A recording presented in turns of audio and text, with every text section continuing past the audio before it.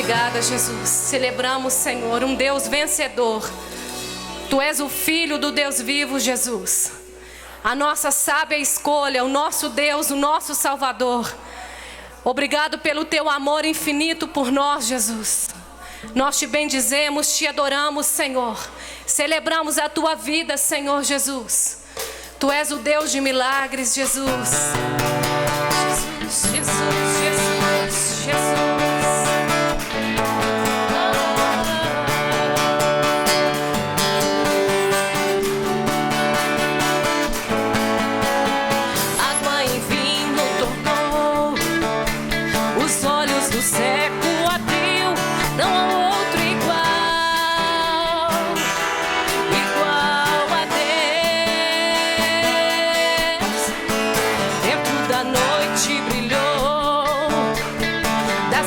Me levantou, não há outro igual ao nosso Deus, meu Deus, tu és.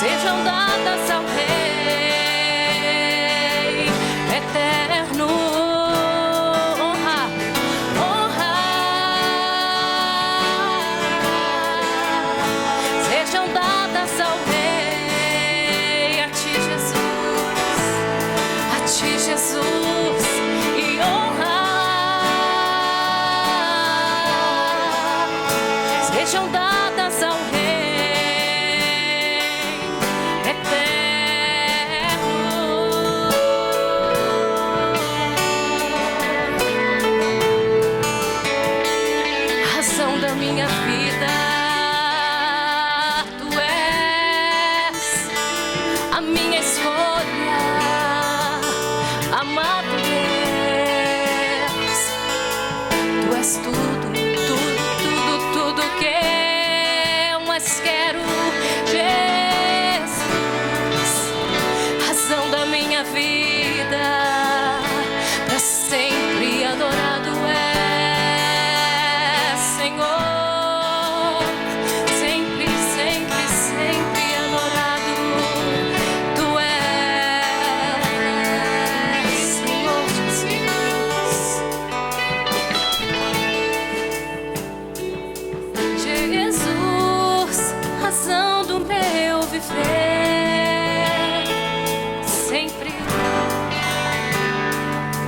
exaltado.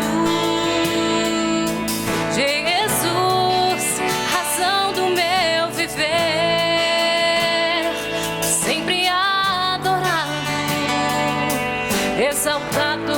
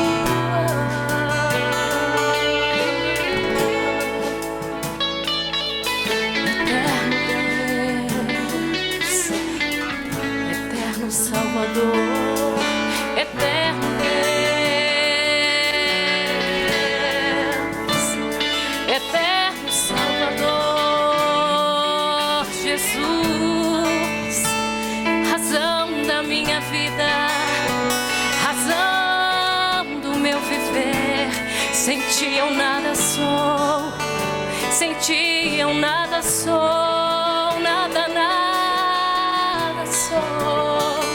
Sem ti, Senhor, sem tua presença, Senhor. Jesus, adoro-te, adorado Deus. Quão rico é te adorar, Jesus. Quão precioso é a tua presença para nós, Senhor. Tão maravilhoso é conhecermos a ti, Jesus. Tu és a nossa sábia escolha, Jesus. Amado das nossas vidas, o nosso precioso Deus. Amado Jesus, em quem nós adoramos. Tu és, Senhor, a nossa escolha todos os dias. Razão da nossa vida, tu és, Jesus. Te entronizamos, te adoramos, Rei, eterno Deus, eterno Salvador, eterna vida, Jesus, que o mundo não pode dar, mas em Ti temos vida, vida em abundância em Ti, Senhor. Razão da nossa vida, Jesus, razão da nossa vida Tu és.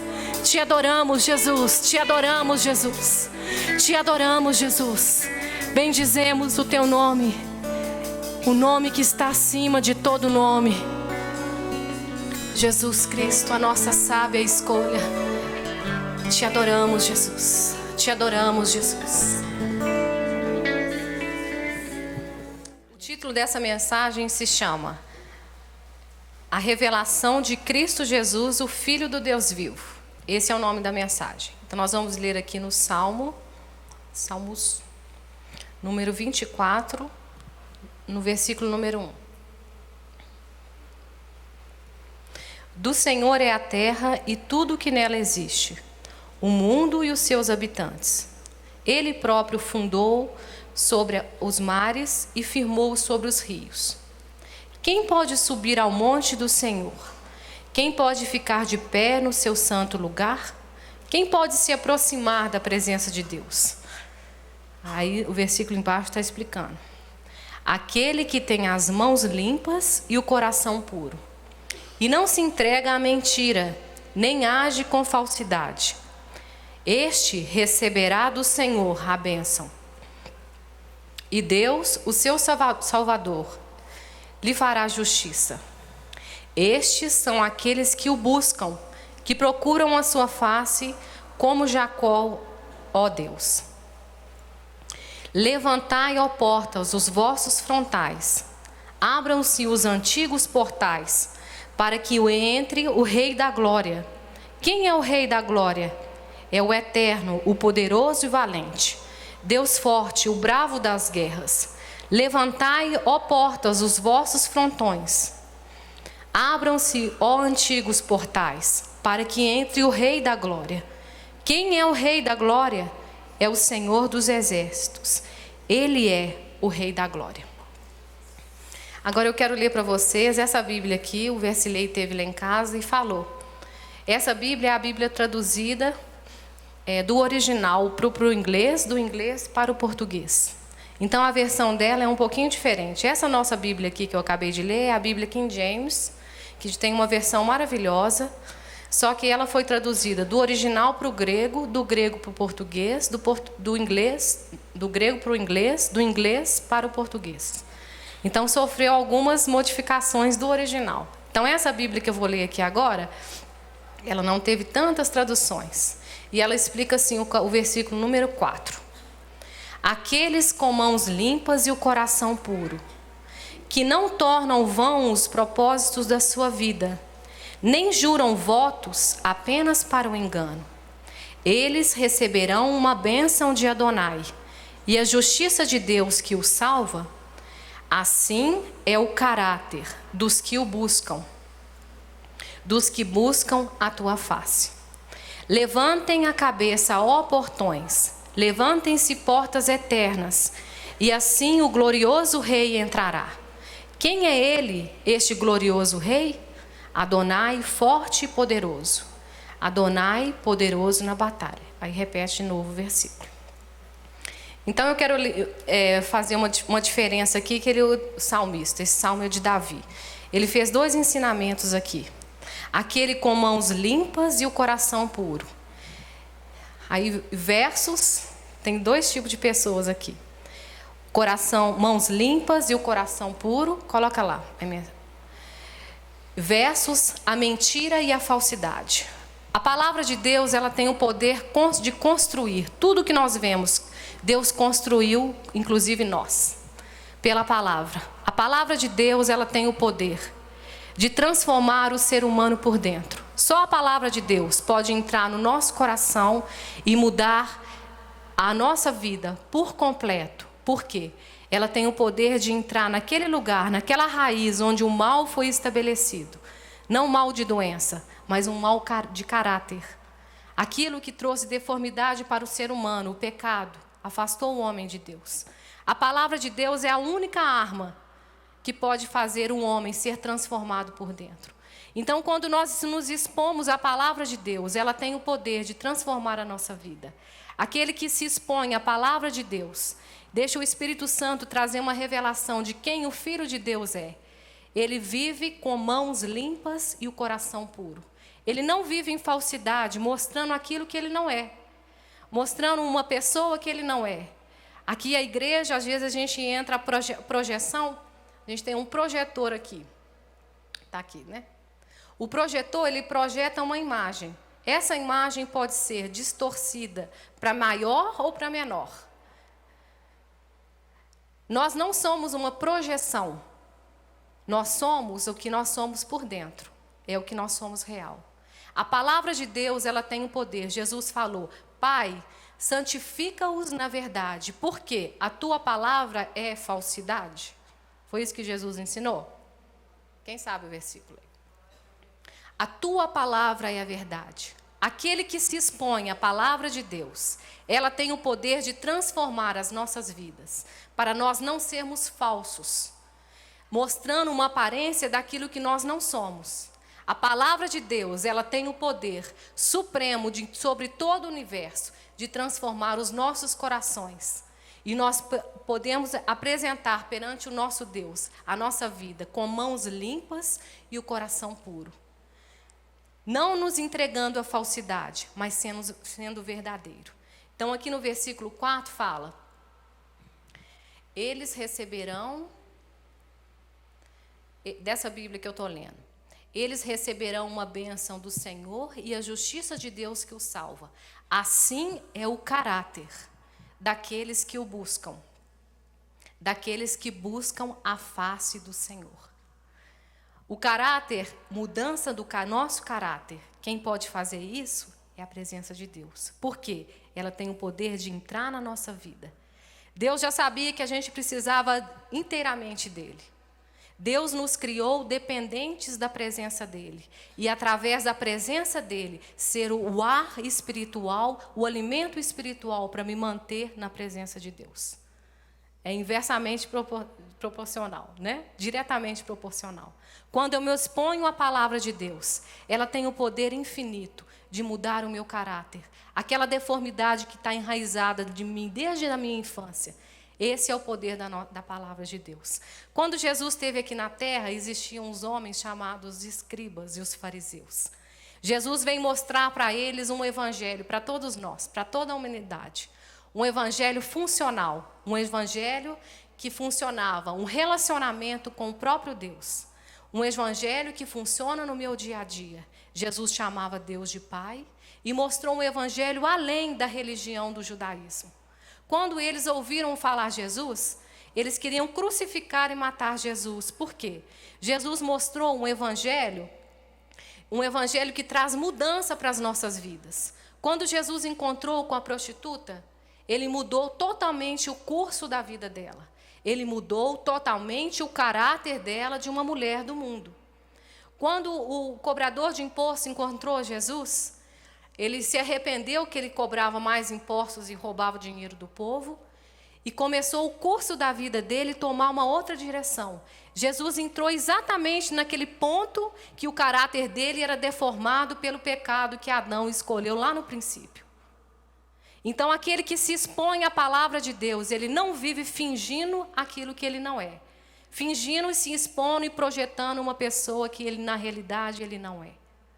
Ele se expõe à palavra de Deus. E através da palavra de Deus, ele pode viver uma vida verdadeira, sendo verdadeiro, não projetando aquilo com falsidade, fingindo uma pessoa que ele não é. Vamos ver o que é hipocrisia.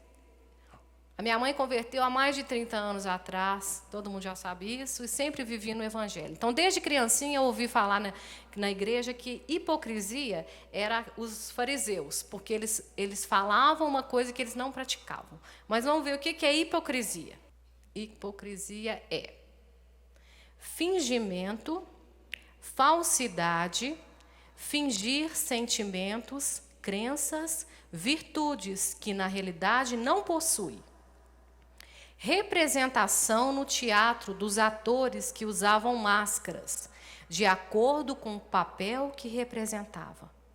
Alguém que oculta a realidade através de uma máscara.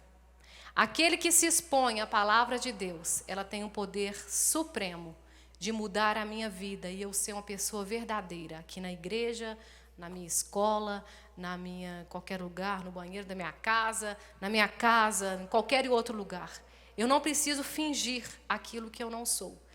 Aquela pessoa que não está vivendo assim, ela está vivendo essa palavra aqui, feia, esquisita, chama hipocrisia. A palavra de Deus, a presença de Deus, ela tem o poder de fazer a nossa vida ser real. Porque esse foi o evangelho que Jesus veio pregar. Um relacionamento com o Deus vivo, um relacionamento que tem mudanças do meu caráter, mudança na minha vida. O que os fariseus fizeram quando eles ouviram esse evangelho? Eles quiseram matar Jesus. Por quê? Eles não quiseram aceitar esse evangelho. Mas como assim eu tenho que mudar a minha vida? Sim, porque quando Jesus encontrou, com todos que Jesus encontrou, aqueles que tinham necessidade de enfermidade, quando encontraram a Jesus, eles foram curados. Aquele que tinham deformidade no caráter, o cobrador de imposto, a prostituta, e mais 500, sei lá quantas histórias a gente pode contar aqui. Todos eles tiveram a vida transformada pelo poder verdadeiro do evangelho que Jesus veio abrir um caminho para que eu e você pudéssemos ter comunhão com o Deus vivo, novamente através da palavra de Deus, através da presença de Deus. Eu não me torno falso fingindo na igreja que eu sou muito espiritual. Não. Eu sou o que eu sou. Eu tenho comunhão com Deus lá na minha casa, eu tenho comunhão com Deus aqui. Eu não preciso ser falso. Esse não é o evangelho que Jesus vem mostrar. Ele veio transformar o nosso caráter, para que o nosso caráter seja luz para o mundo, um caráter seguindo a imagem do Deus vivo. Como um espelho que eu posso olhar, e aquilo que existe de deformidade em mim, Jesus pode entrar, a palavra dele pode entrar, para que eu me torne verdadeiro naquilo que eu sou. Eu não preciso me projetar, igual o projetor, tem a imagem distorcida, ou pequena ou grande. Deixa eu ver se eu falei tudo aqui. Então, a hipocrisia é um fingimento, uma falsidade. é fingir sentimentos, crenças e virtudes que na realidade não possui. Representação do teatro, dos atores. Ana, vem cá. Que usavam máscaras de acordo com o papel que representavam. Enquanto a Ana vem, eu quero que vocês abram em Mateus, no capítulo 16 e no versículo 5. Aí eu quero que coloque aqui, fermento dos fariseus em contrapartida da revelação de Pedro. Ana pode ficar aqui mesmo. Ana está fazendo uma representação de uma personagem. Qual que é a sua personagem, Ana? Essa roupa aí é de quem? Ana? É representação da Ana daquele filme lá da Frozen, né? Ana está representando uma pessoa que ela não é. Assim somos nós no nosso dia a dia. Nós não precisamos viver assim. Vocês estão entendendo o que eu quero explicar? Nós não precisamos viver em falsidade, em engano. Nós não precisamos viver isso, porque Jesus pagou um preço para que nós sejamos diferentes. Ah, mas o povo do mundo é assim. O povo do mundo não tem parâmetro nenhum. Nós temos a palavra de Deus. Ela é a verdade para a nossa vida. E Jesus veio mostrar esse evangelho. Nós não precisamos ser hipócritas. Nós não precisamos ser falsos, mostrando uma pessoa que eu sou e ali na frente eu vou mostrar uma outra pessoa que você é. Jesus tem o poder de mudar aquela deformidade que está no seu coração e te transformar uma pessoa íntegra, de mãos limpas e o coração puro. Esse é o poder do nosso Deus. Obrigada. Vamos ler aqui, Mateus 16, no capítulo 5. Então, nós vamos ler ali o fermento do fariseu versus revelação de Pedro. O fermento dos religiosos é o título. Indo os discípulos para o outro lado do mar, esqueceram-se de levar pães. E Jesus lhe falou: estejais alerta e acautelai-vos do fermento dos fariseus. Tomem bastante cuidado com o fermento dos fariseus e saduceus. Entretanto, eles discutiam entre si, dizendo: é porque não trouxeram pães. O povo não tinha o Espírito Santo, então entendia tudo natural. Percebendo a desavença, Jesus indagou: por que discordais entre vós, homens de pequena fé, sobre o não terdes pães? Não compreendeis até agora, nem sequer lembrais dos 5 pães para 5.000 homens e de quantas cestas recolhestes? Nem dos 7 pães para aqueles outros 4.000 de quantos cestos recolhestes? Como não entendeis que não vos falava a respeito de pães? E sim, tende, pois, cuidado com o fermento dos fariseus e saduceus. Compreenderam, então, que não lhes dissera que se guardassem do fermento dos pães, mas que se acautelassem, tivessem cuidado da doutrina dos fariseus e dos saduceus. Quando Jesus chegou à região de Cesareia de Filipe, consultou seus discípulos: quem as pessoas dizem que o Filho do Homem é? E eles responderam: alguns dizem que é João Batista, outros Elias, e ainda há quem diga Jeremias ou um dos profetas. Então Jesus interpelou: mas vós, quem dizeis que eu sou? E Simão Pedro respondeu: tu és o Cristo, o Filho do Deus vivo. Ao que Jesus lhe afirmou: abençoado és tu, Simão, filho de Jonas, pois isso não foi revelado a ti por carne ou sangue, mas pelo meu Pai que está nos céus. Da mesma maneira eu te digo que tu és Pedro, e sobre essa pedra edificarei a minha igreja. E as portas do inferno não prevalecerão contra ela. Eu darei a ti as chaves do reino dos céus. O que ligares na terra haverá sido ligado nos céus. O que desligares na terra haverá sido desligado no céu. E então ordenou aos discípulos que a ninguém dissessem ser o Cristo. Essa revelação que Pedro tomou, entendeu, uma revelação não pelo Espírito Santo, está escrito aqui que foi uma revelação que o Pai ensinou para ele. Essa revelação é um grande exemplo para nós e foi um grande marco para a história, porque a partir desse exato momento, Jesus parou e começou a mudar o foco da ministração dele. Ao invés de ele ministrar para as multidões, ele começou a ministrar mais intimamente para os 12. Através dessa revelação que Jesus começou a falar que um dia ele ia morrer, que estava próximo à morte dele, porque ele entendeu que o ser humano entendeu naquele exato momento que o propósito dele era vir nos unir novamente com o nosso Pai. Através dessa revelação, o Evangelho está todo ligado na revelação que o nosso irmão Pedro teve, sem ter o Espírito Santo morando dentro dele. Essa condição veio depois que Jesus morreu. Essa revelação mudou todo o curso da história. Jesus mostrou que o Evangelho é um poder sobrenatural de mudar as nossas vidas, onde eu posso ter relacionamento com Deus vivo. Os fariseus não aceitaram aquilo que Jesus veio ensinar. Jesus ensinou um evangelho funcional, operacional e, acima de tudo, uma mudança de caráter. A partir desse momento, eles quiseram matar a Jesus e começaram a fazer perguntas para crucificar a Jesus.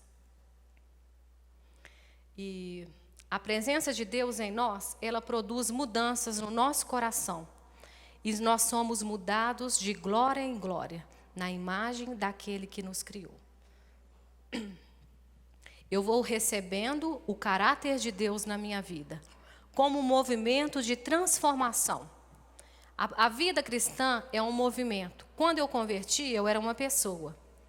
A partir da minha busca pessoal, a igreja tem um papel muito importante nas nossas vidas. Isso nós não podemos negar. Mas essa palavra vai fazer frutos na sua vida quando você fazer a mesma coisa que Pedro fez. Receber a revelação da letra desse livro dentro do seu coração. Jesus abriu o caminho para que isso fosse possível. Através da revelação de Pedro, ele mostrou um evangelho que eu posso me relacionar com Deus e receber revelação de quem Ele é. Um Deus sobrenatural acima de todas as coisas. Um Pai que cuida de nós, um Deus acima da cultura e da religião do judaísmo.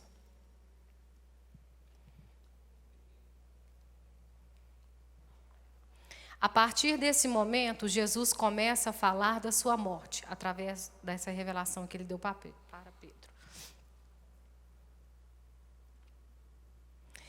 E Jesus estava prestes a finalizar e a nos colocar de volta em comunhão com Deus. Porque Pedro entendeu que Jesus era o Filho do Deus vivo, o nosso Salvador. Que nós temos um Pai, um Deus que cuida de nós. Jesus nos colocou de novo num lugar, nos transportando para o reino das trevas, nos transportando de volta daquilo que o pecado tinha nos separado, da presença do nosso Deus. Quando Pedro entendeu isso, ele trouxe uma revelação para toda a humanidade. Que nós pertencemos a um Deus. Pertencemos à presença de Deus. Nós fomos criados à imagem e à semelhança do Deus vivo. A presença de Deus é tudo para nós. Sem ela, nós não podemos viver. Nós somos um ser espiritual. Eu não sou um ser carnal que foi criado para ter sexo, trabalhar e dormir. Eu sou um ser espiritual. Jesus pagou com o sangue dele, a vida dele. Deus nos resgatou desse lugar do pecado que Adão tinha escolhido. Nós podemos hoje sermos santos e irrepreensíveis perante o nosso Deus, por causa do sangue de Jesus. E como que eu mantenho a minha vida santificada, vindo na igreja no domingo? Não. Se você buscar Deus somente no domingo, trazendo a sua Bíblia para a igreja, a sua vida espiritual é um fracasso. você está vivendo em hipocrisia. O seu caráter nunca vai ser mudado. Um Deus tão disponível para nós, um Deus tão presente e tão poderoso, a gente descarta a presença dele pelas coisas do mundo. Como que eu faço então para me conhecer a Deus? Como que eu faço para me alimentar da presença de Deus? Buscando a Deus lá na sua casa. Aqui na igreja você tem uma ideia. Existem pessoas aqui pagando um preço para você estar aqui, não preço de dinheiro, mas preço de muita renúncia de vida. Para que nós possamos estar nesse lugar. Então você não pensa que a sua vida, eu vou fazer da minha vida o que eu quiser. Não. Primeiramente, Jesus pagou um preço muito alto, dando o sangue dele, a vida dele por você, para te resgatar para esse lugar de comunhão, para esse lugar de mudança. Existe um evangelho aí, se você trouxer 10% do seu dinheiro para a igreja, você vai ter um pedacinho especial no céu. Isso é mentira. A sua santificação e a sua busca dia após dia, escolhendo Jesus como Salvador da sua vida todos os dias, isso sim te garante salvação.